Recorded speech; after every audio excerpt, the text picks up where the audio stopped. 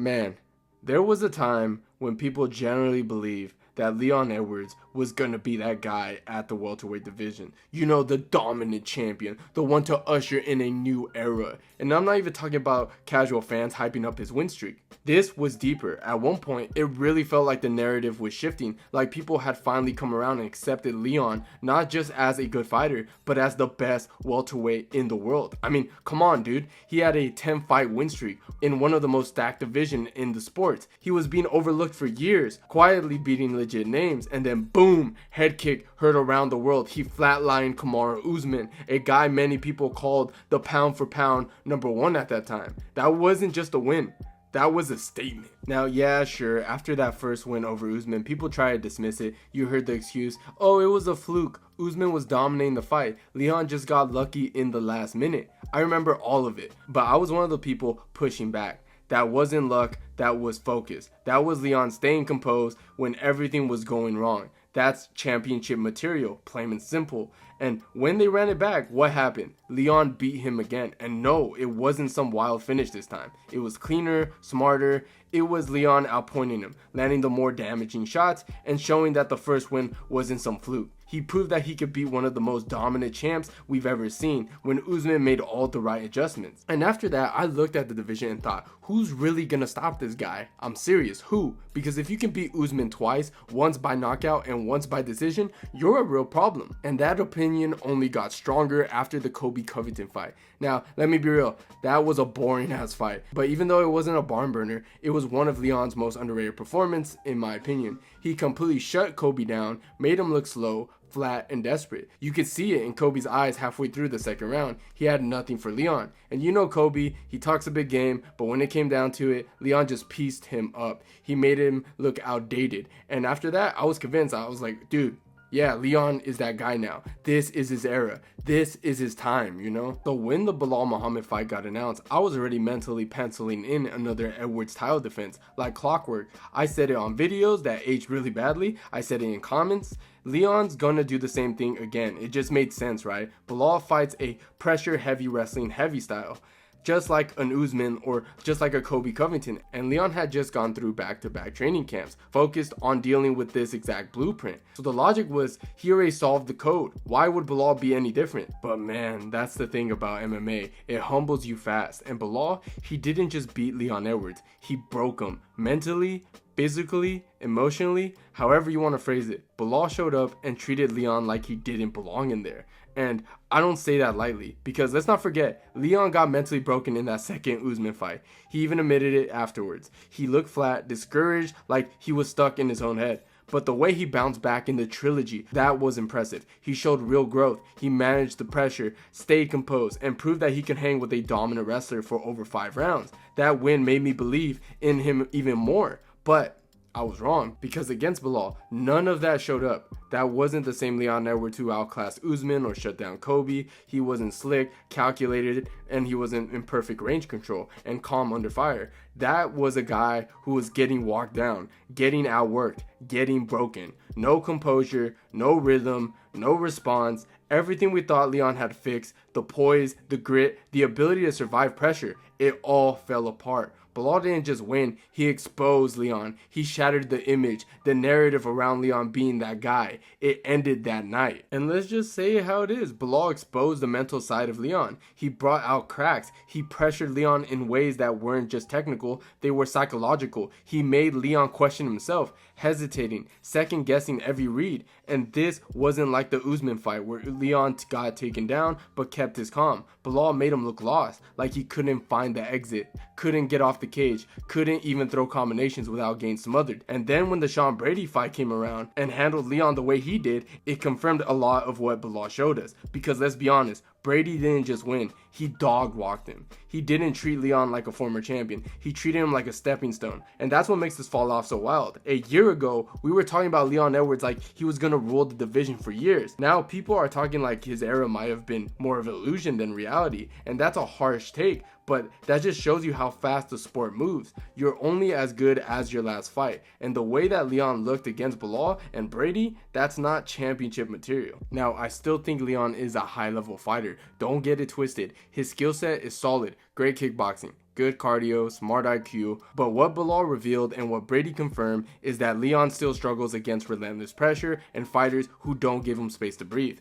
He's amazing when the pace is manageable and he can fight at his rhythm. But when the fight becomes ugly, when it's not clean and technical and controlled, that's where Leon's weakness starts showing. That's where the doubt creeps in. And in a division full of monsters like Shavkat, Brady, and even a guy like Buckley on the right night, you can't afford those lapses. So now the question is, can he even get back to the top? And that's a wild turnaround for a guy who once stood on top of the world with a highlight reel knockout and back-to-back wins over one of the greatest champions in welterweight history. But that's the game. That's MMA. One moment you're the king, the next you're the guy everyone's lining up to call expose. And look, let's just say it flat out now. Everyone knows Leon's weakness at this point. The secret's out. The blueprint's been laid out, copied, and laminated.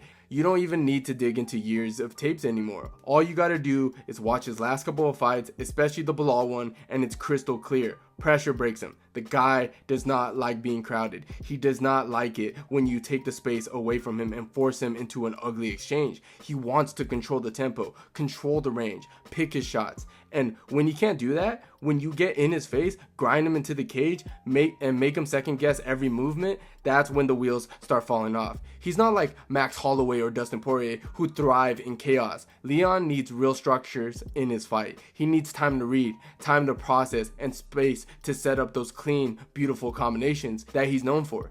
But this isn't a sport that always gives you that luxury, especially not in the welterweight division, where killers like Shavkat, Brady, Ian Gary, Carlos Prates are ready to drag you into a war. And if you're not mentally locked in, if you're not prepared to suffer, you're gonna drown. That's where things get dark for Leon, because it's not just about a stylistic disadvantage anymore. It's about a mental scar that comes with those losses. I'm not saying that he's done. I'm not saying that he can't bounce back. But man, when someone bullies you like that on the biggest stage, it sticks with you.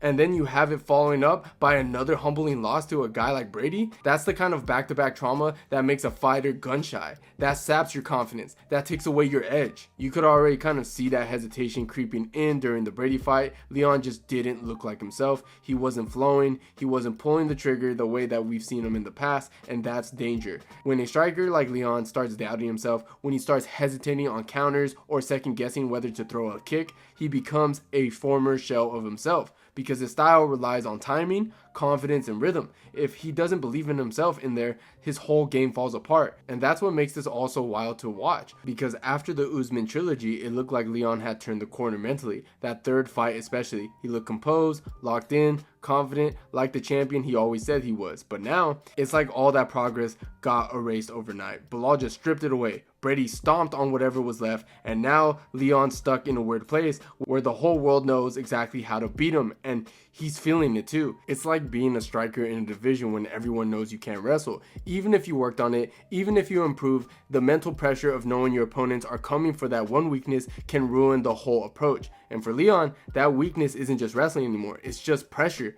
It's pace. It's chaos. And above all else, it's doubt. So now we've got this version of Leon Edwards who's battle tested, sure, but also mentally rattled. And that's a dangerous place to be in this sport, because the other guys are coming up. They're not just skilled, they're relentless. They're going to be coming forward nonstop, and they're going to take every inch of the blueprint Belal and Brady laid out and push it further. They're not going to give Leon time to breathe, much less reset. And even if he's a step slower, physically or mentally, they're going to make him pay. And I'm not trying to write this guy off. I respect Leon's journey. I respect what he did to get the belt and to defend it. But the facts are facts. When a fighter gets exposed like this, especially in back-to-back losses, it changes the way people look at you. It changes the way you look at yourself. And unless Leon finds a way to rebuild his mental game, not just his technique, we might be witnessing the start of a serious downward spiral. And now I'm seeing the rumors floating around about Leon Edwards versus Michael Morales. That might be next. And I'm going to be real with you, man. That fight got me seriously worried for Leon Edwards. Not just as someone who used to root hard for Leon, but as someone who watched how fast the UFC matchmakers will throw you to the wolves the second you slip. And Morales, that ain't just a tough matchup. That's a killer. The dude is 18-0. 18 straight wins, undefeated, young, fast, patient, dangerous. He's not just another overhyped prospect padding his record with nobodies. He's already showing that he could dismantle the elite. And the scariest part, he just ran through Gilbert Burns. Like, we're talking about Gilbert freaking Burns, the guy who dropped Kamaru Usman, gave Hamza Chimaev the toughest fight in his career, and has always been the welterweight gatekeeper for greatness. Morales didn't just beat him, he broke him. He made him look slow, made him look unsure, and Gilbert never looked like that before. That's the kind of win that tells you that this kid isn't coming, he's already here. Now pair that up with the current state of Leon Edwards, that's a recipe for disaster.